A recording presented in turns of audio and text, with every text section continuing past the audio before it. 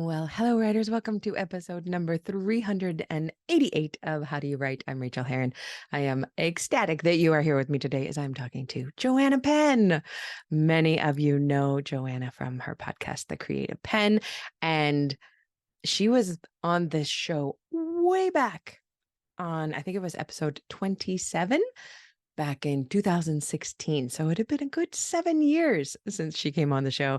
And we have a really delightful, far-ranging, very open talk about her newest book that is coming out for writers. And I want to encourage you to get it. We're going to be talking a lot about it, but I read it. I loved it. And it is out right now on Kickstarter, and that's going to be a great place for you to get it. So that is coming up in a moment as soon as I tell you what has been going on around here. It has been busy. It has been busy. Let's see. I got edits back on Seven Miracles from my editor at Grand Central, and they're as hoped and expected, not big edits. And I have literally forever to do them. She doesn't want them back for months and months and months, and this would be more like a 1 week edit. So that's nice. I can just kind of store that in my pocket for a while, and probably end up doing it on deadline right up to the last minute, as I do things. By the time this episode goes live, I will also have gotten back my edits on the New Zealand book. That'll be great because I can't wait to jump back into revising that. And then I'm going to do the audiobook. So that's happening. Also, I have been playing every morning with this idea. Can't remember if I talked about it on here or not yet, but I have an idea for a NaNoWriMo book. I haven't really done NaNoWriMo in a couple years. And maybe 2 years. I don't think I did it last year. Usually I play along a little bit, but I don't try too hard. And maybe this year I would try hard. I don't know. I'm not totally fully committed to this, but I do have an idea for a book that I would like to write in a really friendly, gentle, playful way. And as many of you may know, NaNoWriMo, which stands for National Novel Writing Month, is going to be starting in November. You can show up on November 1st without the idea of a book. And on November 30th, you have 50,000 words of that book. If you hit 50,000 words, you win. It's that simple. No one is coming to you and sitting next to you at the desk and slapping your wrists when you stop typing. You do it because it's fun and it's free. And if you go to nanowrimo.org, you can sign up. It is truly life-changing. My 2006 Nano, which was the first time I attempted it, turned out to be my first published book, which I sold in 2008 and came out in 2010. Nano books sell. Nano books are published. We publish our NaNoWriMo books. Of course, we publish them after much revision, or at least, we do because we know to do that. And it's just such a fun lark. So that is coming up, and I will continue playing with that. I'm allowing myself to have an hour in the morning, most mornings, to really fiddle around with it. And it's just so joyful that every morning I hate stopping. So that's what's been going on around here for me. Junebug turned 1 year old. Thank God she's starting to mellow out a little bit. I say that even though she just tore up the yard with her best friend and then jumped in the face of our friend when she came to pick up her dog. But, she's still a puppy and she's still hyper and also reactive and all of that. But she's doing really well. She can actually settle now and lie at my feet while I'm working, which just was not an option for several months. Someone always had to be watching her. So that's really nice. Happy birthday, Professor Junebug. Very proud of you. And I think that's all the news that's fit to print around here. I want to get this show out this week because if you are a writer, I think you should go back this Kickstarter. I really do. You're going to love this book. It's so helpful for going deeply into your writing. Let me tell you a little bit about Joanna Penn, although you probably know her. Joanna Penn writes nonfiction for authors and is an award-nominated New York Times and USA Today bestselling thriller author as J.F. Penn. She's also an award-winning podcaster, creative entrepreneur, and international professional speaker.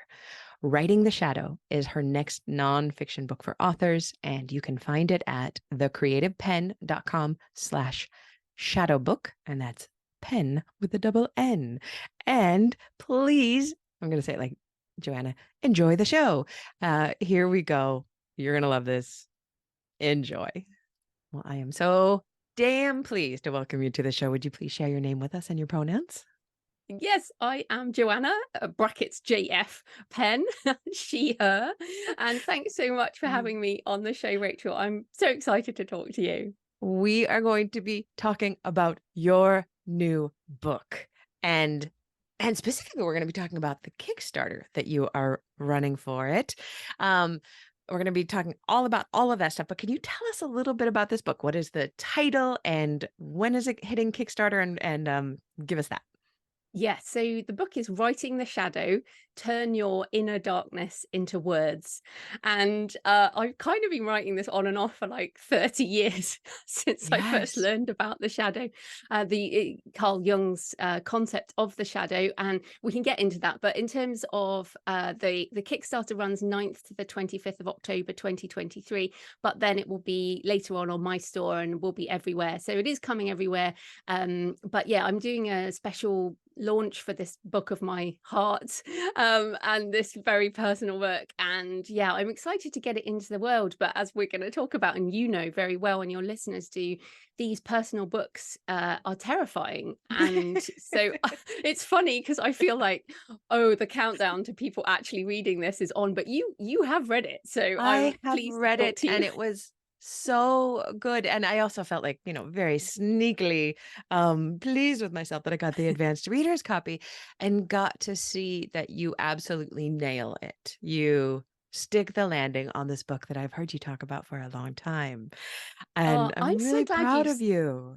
Thank you. And I'm so glad you said that. And for people listening, I guess part of this is to share the process. And like Pilgrimage, which also was a personal book with aspects of memoir, the edits were huge. And I know you were so good at editing. And it's like I really wanted to nail it. It's such a complicated topic. And there were some chapters that were absolutely huge, and I cut down dramatically because sometimes saying less is important rather than being so prescriptive. So yeah, I'm so glad you felt that. And I think maybe these books of our heart, they do take longer. And again, you have fast draft your memoir, and we both agree that writing fast is also fantastic. But sometimes these books you're not ready to write, Yes. or you're not ready to put out in the world. And like you said, I have been talking about this for years, and I had drafts and I tried and I backed away and I moved forward and back and over again. And then something just happened this year after Pilgrimage that I was like, oh my goodness, I'm ready to write this. Maybe it's a midlife thing. Maybe Mhm. there's all these things that come together. So just encouragement for people listening. If there's a really important book in your life, then you don't have to force it out early. You almost have to listen to that story intuition and that creative intuition that says you're not ready yet, and that's okay. And I know you have some projects that are also a bit about Yeah. that. So, I mean, maybe you could talk about how it feels, because you're an expert on memoir. And yet And there is this one you haven't put into the world yet. yeah, I have the recovery memoir. We were talking about it a little bit before we hit record, and it is probably the most important book I feel that I've ever written. And it's about hard stuff. And it's so easy when we are fiction writers to hide behind fiction. And we can Mm, say, and it's valid.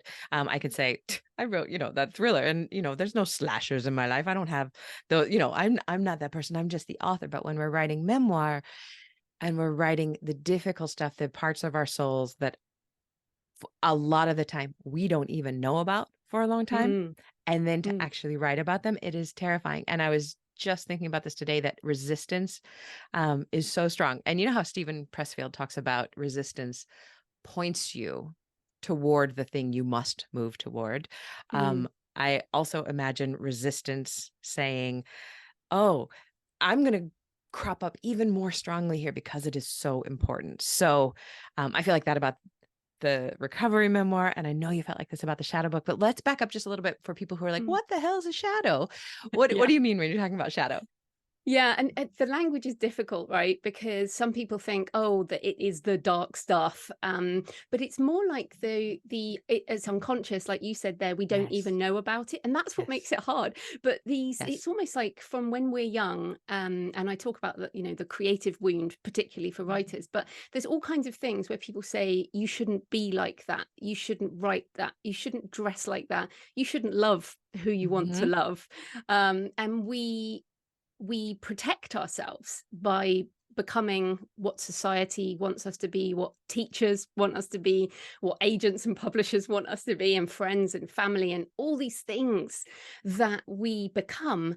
And then we start to realize, and in fact, Robert Bly, the psychologist, has this great metaphor of this invisible bag that we drag around behind us. And over the years, we Mhm. stuff all these things into it. It's like, oh, well, I can't, like, I mean, in the writing community, romance, people have a go at romance authors all the time and shame them for what they write. And I mean, in the same way, like writing darker things in horror does fit into this too sometimes. Or like for your recovery memoir, there's just so many things that we have, and we stuff them into this bag, and then at some point we start pulling them out again, or they erupt into our life. Yeah. And I think this is the problem: is that if we keep it all down like the balloons we try and push underwater, at some point they erupt.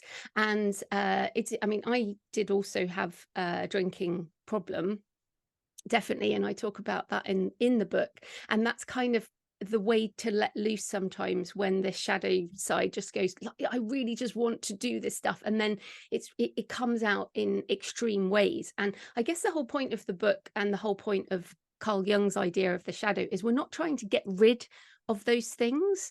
We're not trying to destroy the shadow side. What we're trying to do is recognize it, integrate it, and where it's hurting us, or if it's hurting other people, then we can deal with those issues over time. So I guess I have in the book, how I was told not to write these certain things. I talk about my shame with money situations, which I know you also Mhm. recognize. And then by bringing aspects of this out of the shadow into the light, so we're recognizing it and we're not ashamed anymore, or we still have residual feelings about this stuff, but the things we're scared of, the things we're afraid of, the things we're embarrassed about, I think Mhm. embarrassment can point to the shadow as well.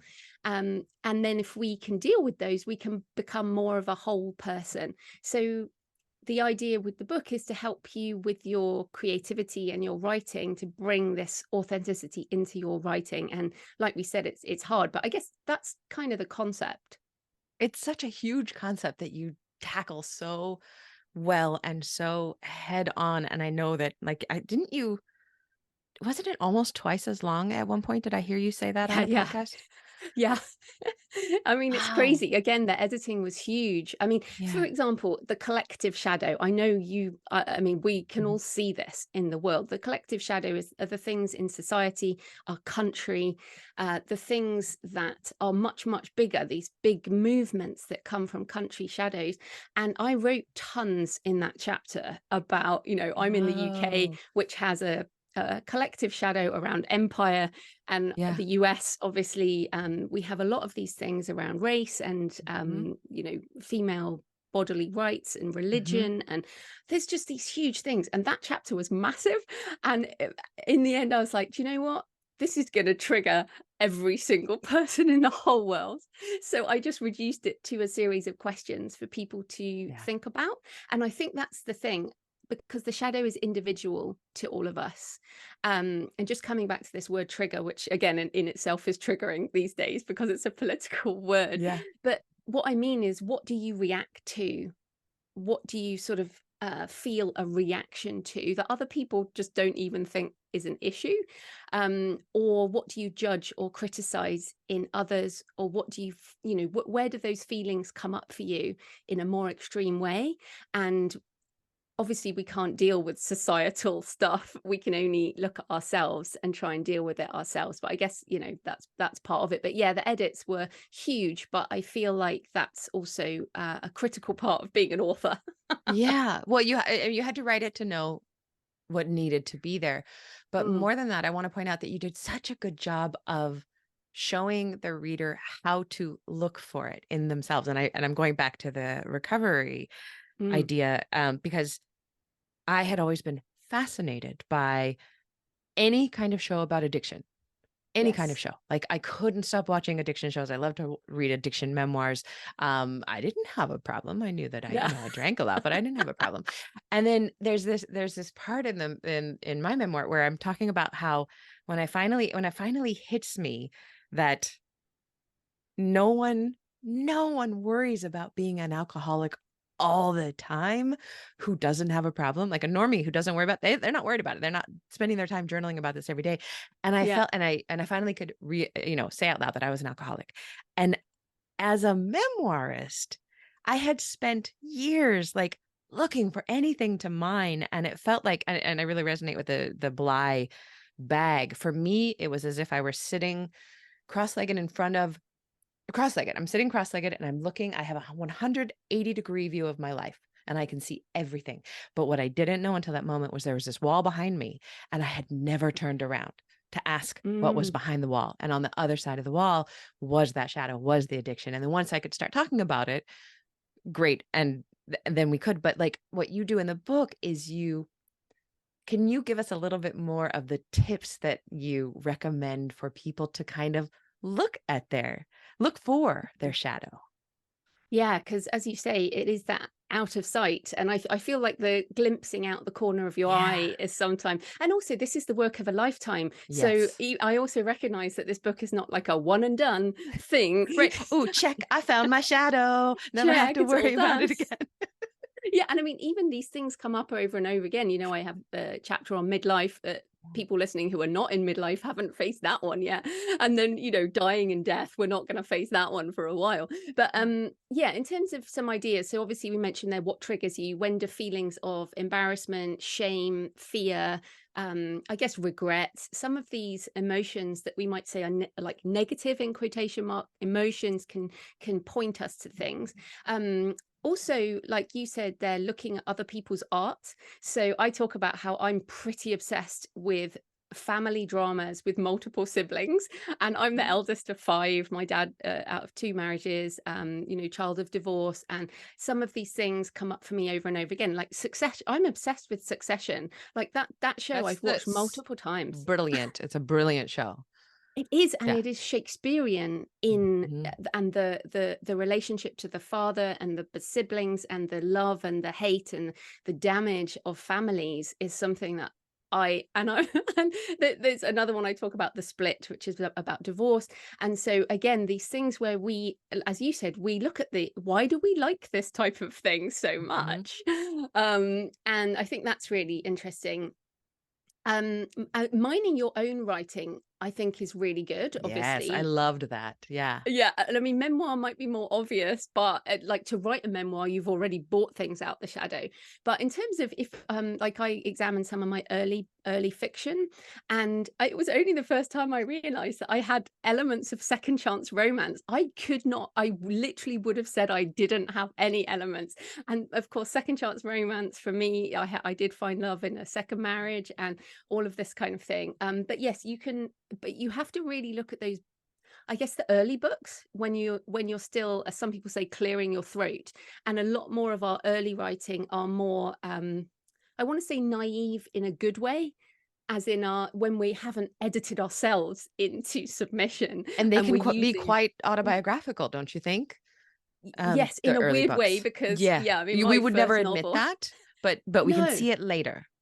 Yes, we can see it later. So I think when I re-edited and rewrote my first 3 novels, like over a decade later, and then I, you know, had another look, I was like, wow, this is really interesting. Some of the stuff and my obsession with religion, I write about that, and some of sort of these things that come up for us in our writing. So what is your character afraid of? What are your character wounds? What are your character flaws?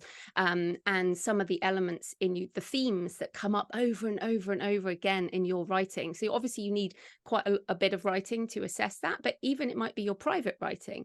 And of course, we don't have to publish everything.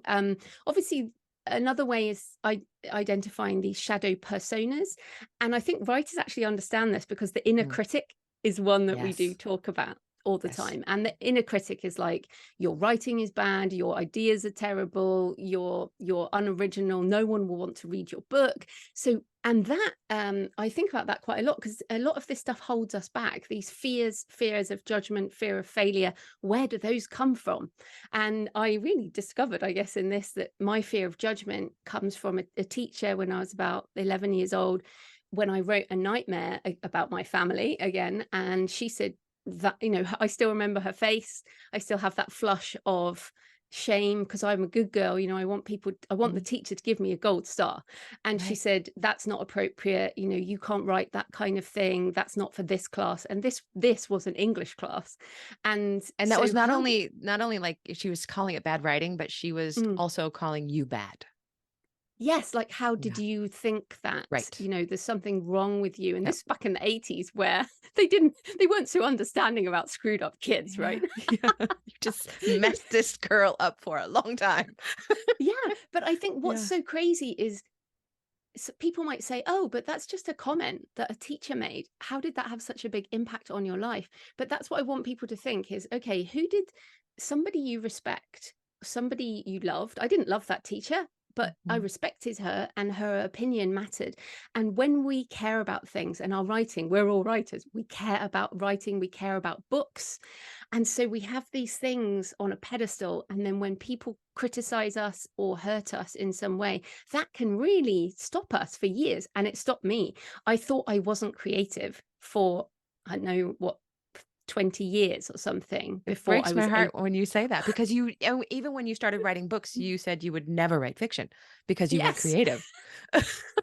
It is mental when you think about how these things, so that's what I want people to think is, yeah, we're all grown adults now, but when you're thinking about this, you're actually thinking of that little creative child who was wounded or attacked or criticized, or someone was mean to that little creative child, Mhm. and that Mhm. might be the thing that's holding you back in your writing. And then, of course, I guess another thing we should say is, yes, there can be trauma and terrible things that happen, but it doesn't have to be that. And I want, Right. and what It I'm can saying even is, it was just a word, you know, some words.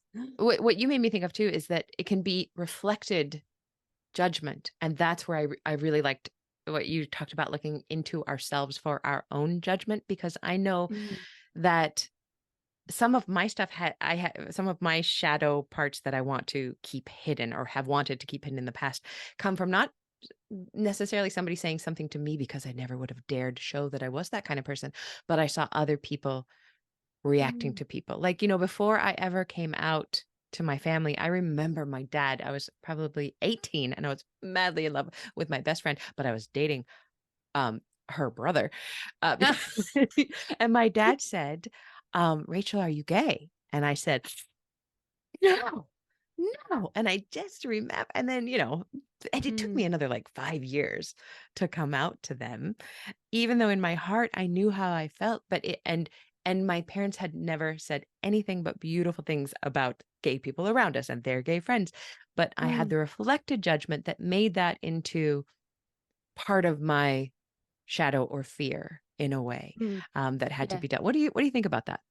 Yeah, well, I was thinking about this, and this is such a great example because, and again, the word shadow is difficult because people think Yeah, it's is it something wrong or evil? But this is a great example because obviously being gay is fantastic and right, it's who you are, right. but you needed to hide it because of what society has said about Yeah. things, and therefore you need to be able to face that fear of judgment. It really is fear of judgment, fear of being ostracized, fear of being attacked. And I mean, it's awful. It's terrible what people have Mhm. faced and continue to face in this way.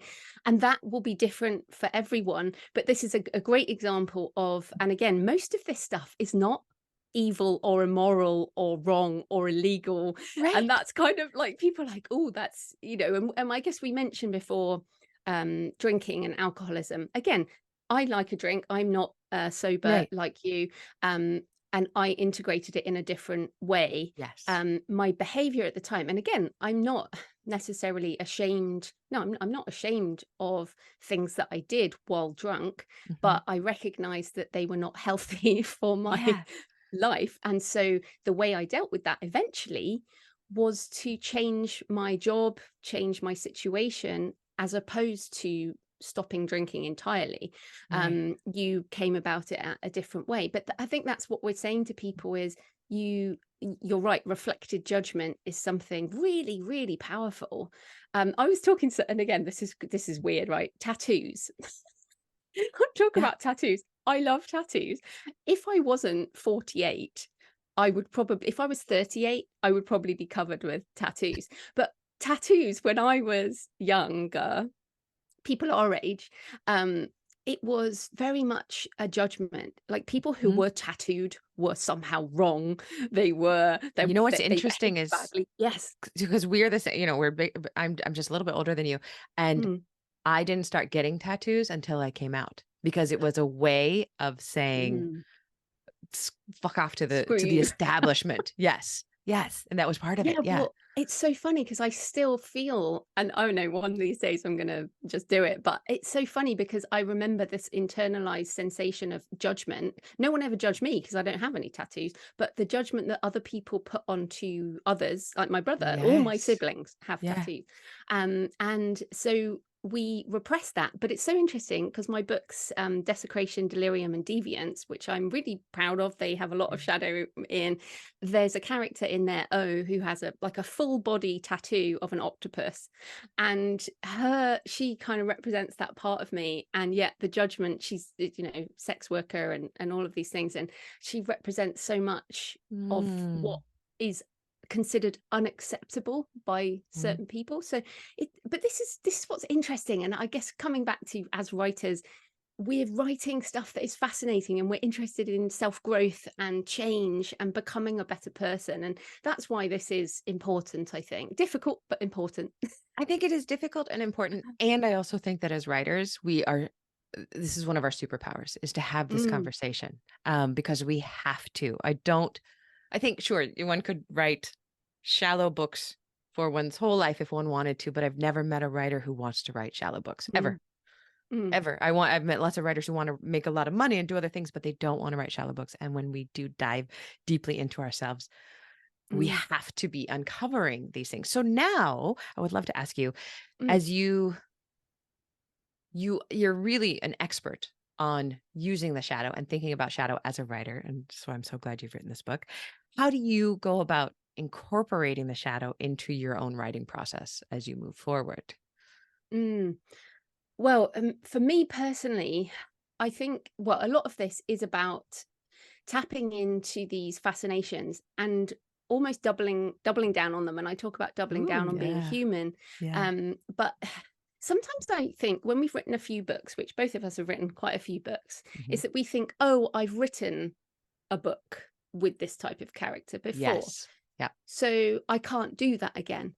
But I think this has made me feel like, do you know, when I keep wanting to write about questions of faith, questions of religion, questions about the physical body, death, death culture, all of these types of things, I don't have to resist that. I can Yeah. actually say, do you know what? That's what I'm fascinated with. And I'm still wrestling with some of these things. So that's what I'm going to keep writing. And the people who are attracted to our books are those people who resonate in some way. Like I have not read Yes. a load of addiction memoirs, although I will be reading yours when it comes out because I'm interested in your life Yeah. and care about you. Yeah. And I think that's part of it. But we attract readers who resonate with things in our work. So it was really interesting. I think for the first time, I was interviewed by a bishop on this book on writing the shadow, and I was so thrilled because it on a podcast called Everyday Spirituality, and I was so thrilled because I'm not religious, but I am kind of religious because of my fascination, and I know so much. I could Yeah. quote the Bible at you all day, but I'm not actually a Christian, and so I felt almost rejected by that community because I'm not a Christian, obviously, and we're allowed, we all have our communities. But yet I feel like in terms of our own writing, what we have to do is really just don't resist the fascinations that we have. Keep writing that and keep going more into it. I think that would be one thing. The other thing is to And it's difficult to say it, but to accept who we are in a in a more well, it's difficult to say accept who you are. I mean, you know that, and Yeah. you It's face a, it, and you it's a mentioned the gay lifelong battle, community. right? Yeah, Yeah. the gay community faces this Yeah. but more than a lot of people. But I think it's about saying, you know, you're a mess, I'm a mess, we're all a mess, and we don't have to pretend we're perfect. In fact, I was just reading your fast draft, your memoir again, and you said nobody wants to hear about your perfect life. They do not want to hear about it. No, and it's funny because I was thinking, you know, when you're watching a TV show and the first few minutes everything's perfect, and you just know that Yes, therefore it's going to it's going to spiral fall out apart. of control. And you can't wait for it. That's why you Yes. stay tuned. You would not stay tuned otherwise. Yeah. And what I love that answer too, that our shadow and our fascinations about that part of Mm. our humanity is what forms our core story, and our core story is what brings our readers back to us. Like I will one click, just forgot her name, Leanne Moriarty, all day long, Oh, just yes, yes. 100% of the time, because she writes Oh, about chosen yeah. family, huge, big Mm, families, and complicated families. And she could write a book about complicated family, every book a year for the rest of her life, and I mm, will buy all of them because I will go back for mm. that. And that's why our readers come to us. Yeah, exactly. And in fact, I just asked my readers what they want from me in terms of Mhm. my series, and I guess it was great, but also difficult that they want Yeah. all more books in all my series. But it's funny because I was thinking about how that works and how readers pick different things. And in fact, I have three main series, and they kind of have elements of similar things, but they all also have different protagonists, although they're all independent women who Hmm. who struggle with relationships and trust and all Yeah. these types of things. So yeah, I think the idea also of the book is sort of turning your shadow into gold, and which is a Carl Jung's idea, but in terms of understand, like, what is gold for you. And what I love about this process, and again, I feel with this book and also with my pilgrimage book, I already feel like I have the gold. The gold isn't necessarily money, although it can be. You can make good money by putting your stuff out there. But equally, the creative aspect of writing these books that mean so much to us is really important. And I wanted to encourage people once more. I feel like the writing community, both indie and traditional, we can get focused on writing to the market, or writing Hmm. because an agent said write this, or because the Amazon categories say write this. And both of those things are fine if that's where you are in your writing life, but there are still these books of our heart that I feel all writers have, Yeah. that we have to write because life is short. You never know what's going to happen. Uh, all kinds of things happen. So We never saw the pandemic coming. We never saw any of this. And yeah, what I love yeah. about that is this self-confidence that writers get when they're standing in their true truth. And Mm, I love hearing this self-confidence in you talking about the shadow in particular, because I have been listening to you. I quit my job, I don't know, probably for 10 years. mm, Um, so I can't remember when I quit. It doesn't matter. A couple of years before I quit my job. And mm. you used to say things on your show that were like, "Oh yeah, but I don't share personal things." And here we are, Joe, on I know. this show. And do you think that has I don't know. Tell me how you think about that, and the way that you Mm. have really thought deeply about shadow work with your books. Do you think that is connected? Yeah. And again, I hope this encourages people, both of us, you grow in public. We've grown in public. So it's Yeah. this December. I think also this December is 15 years since I started the Creative Pen, since I published my first book. And I feel the end of one stage of my creative life, and I'm beginning another stage of my creative life. And part of that is because of this, is because I think I do feel that confidence. And I really hope for many Yeah. people it doesn't take 15 years, but I do feel I do feel like it's almost, you have to push your boundary, your Yeah. comfort zone, so that circle around you. So originally on my podcast, I didn't share anything personal on my podcast for like 4 Hmm. years. I thought Hmm. people came for the interview, but they come for you, the host. They do. people are here because they love you, Rachael Herron. And they're like, oh, I'm interested in this conversation because of what Rachel's talking about. And then they get hooked on the guest. On the guests, yes. Yeah. And some of the guests people will go on and follow, but people come back again and again to a podcast because of the host. So I think that's something I didn't realize for years. And I think part of this is all about, as you say, self-confidence, but also that we think we're nothing, and in many ways we are nothing. That's important too. Yeah. I was just walking, I was just in Paris, and I was walking in Montparnasse Cemetery, and there's a few famous people in there. Simone de Beauvoir is in there, and but 99.9% of that cemetery, no one remembers who the hell they are. And so we are nothing. Life is short, but yet that can also be quite freeing, because we think everyone's looking at us, we think everyone is going to judge us, and a few people will, and we'll get the emails and the hate, whatever. But actually, we have to look at our own creative journey and what we want to put into the world, and we help more people by doing this. So we can help ourselves, we can help other people, and we can kind of change our own lives. But I think in terms of the amount of time it takes, if you're listening and you're like, there is no bloomin' way I'm sharing any of this stuff, then Totally look, don't fine. worry. Yeah, totally fine. Totally You don't fine. have to go on TikTok like Rachel and just like, put it all out there. I've given up TikTok for a while. Have you? Okay. Yeah, I just got over. I was spending too much time on it, so I just deleted it from my phone. I'll put it back on someday, but I cannot. I do not have that's great. the time or the bandwidth making that decision. But speaking of, I want to ask people who are like leaning in and going, oh, I would like to do more of this, and they are going to join your Kickstarter and get the book and read about this. What are some of the challenges that authors may face while trying to integrate their shadow into their work? Oh, well, you're probably feeling right now, if like we just said, if you're going, there's no way I'm sharing that, that's completely fine. Like it's baby steps, it's baby steps, and putting if you it's almost tapping into this curiosity impulse, or this impulse of, how am I feeling about this, and is this something I could potentially write a story about? So I'll tell you, I feel the need now to write a story that's been bubbling around for a while. When my parents divorced, my dad at the time, we would only see him not that often, and he would come and pick me and my brother up and take us to a zoo. And we'd always go Bristol Zoo, and we'd go to the zoo. And so this zoo is associated with me in so many ways with my dad, and all kinds of complicated stuff. Yeah.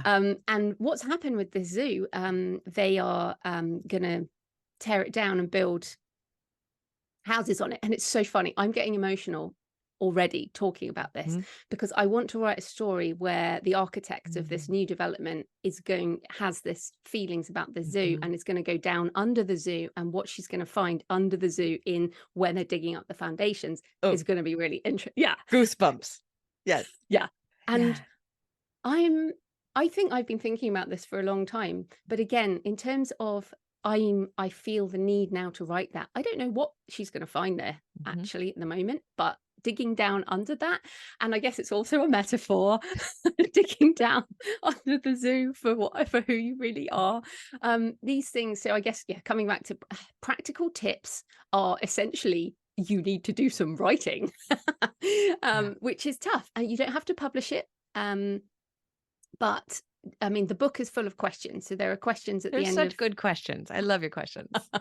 The questions are possibly the most important part. And some questions, again, won't mean anything. But sometimes there'll be a question that you're like, oh, okay, why am I, like you mentioned, resistance. Why do I resist this so much? Is there something I should maybe write about there? Or it might spark a memory. As I've been talking to people on various podcasts, it sparked memories for people or feelings for people, and maybe that's the thing to tap into. So not all of the chapters will be relevant to everyone, but there are certainly chapters on the writing side and publishing that I think probably are relevant to everyone. But it would depend on people's situations. But it is essentially about writing this stuff and then seeing where it takes you. But again, remember that it's baby steps. And I mean, your recovery memoir it's finished, right? Oh, it's been finished. Yeah. It was about 2018. It was about the year of 2018. And I probably finished it in 2021, got it edited, and it's just been sitting around. Sitting Right. around. So that to me Yeah. feels like, yeah, something that when you're ready, you're gonna put out there, and Hmm. that will make a. And I wonder also with this book, now it's not out yet because it's, you know, on the Kickstarter, but people are going to have it very soon. Yeah. And so it does feel like it's very close, and I have kind of sweaty palms thinking about that, because of the judgment. But I think I've also learned, and you know from your memoir writing, that the people who resonate with these deeper books, it does make a difference. And I think that's what we want as writers, isn't it? To help change someone's life for the better. Mm, That's why we're all doing this. I'm mm, absolutely convinced. mm. This is gorgeous. Absolutely gorgeous. So will you please tell us where they can find you and the Kickstarter? So if you go to thecreativepen.com/shadow book, that will go to the Kickstarter October 9th to 25th, and then it will redirect to wherever the book is. It will be everywhere in 2024. So if you're not interested in the Kickstarter, but there is a special gold foil edition with a black ribbon, that is going to. Oh, I've got it here. Show you. I Oh, I would love to. if you're Oh, in the isn't that audio. gorgeous? So she's showing the book, which has a typewriter and smoke coming up out of it, and Yeah. writing the shadow is in there, but it's in gold and it is shining It is at me. shiny, yeah. So there's Oh, it's quite a few beautiful. videos on the Kickstarter page. You can see a video of it. But yeah, so I'm pretty. Again, this is another thing for us. And part of my next 15 years is that I want to make more beautiful books, actual Yeah. more beautiful physical products. And that's something that I feel that I really want to do, and which is odd because I really focused on digital for a long, long time, and now I want to do both. So yeah, so the Kickstarter, thecreativepen.com/shadow book. And my podcast is the Creative Pen Podcast, pen with a double N. Those are probably the best places to find me. It is a joy to talk to you. Thank you so much for being on the show. And thank you for writing this book. I'm so glad that you did. Thank you, Rachel.